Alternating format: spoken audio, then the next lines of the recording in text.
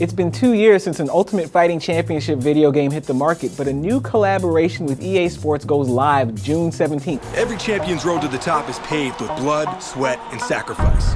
In EA Sports UFC, for the first time ever, before you get your arm raised to win this title, you'll have to start by proving you're worthy of another. So Brian Hayes, this is your EA's first year with the UFC game. How long did it take to put this together from the first time you guys got on this job until the release of the product?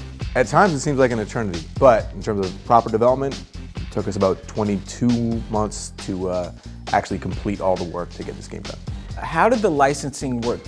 Does EA Sports just pay the UFC, or does each of these fighters get a cut? Our license agreement was with the UFC only, unless it's for fighters that aren't part of the UFC, like Bruce Lee, who's a special character in the game. Right, so when you were developing this game, did you actually have Anthony Pettis and George St. Pierre come out to Vancouver and put on the suit, or did you have actors playing them? For motion capture, we have actors come out to Vancouver, our motion capture facility there. When we have time with the actual UFC athletes, what we do with them is sit them down, and usually takes about 45 minutes to actually do a 3D head scan and a body reference photo shoot so that we can create very high quality assets to make a character in the game that looks pretty much exactly like him. So now, is this more like Madden, or is this more like Tekken with Kazuya and Eddie?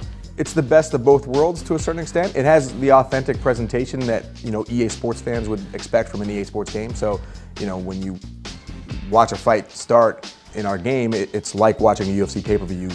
Joe Rogan and Mike Goldberg are doing the commentary, Bruce Buffer's introducing the fighters, there's the walkouts, there's all the presentation that you're used to seeing from the authentic sporting event, but you still get to pick up a controller, and because it's the modern world of the UFC, there's crazy things in the game like the Showtime kick. You can jump off the side of the cage and kick a guy in the face, do a massive takedown, transition into full mount and elbow a guy and knock him out.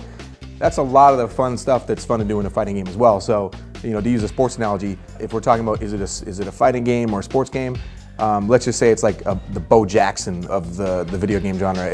It can do really well in both. Right, but Anthony Pettis can't, electrify the ground or throw a fire. No, but he can electrify the crowd.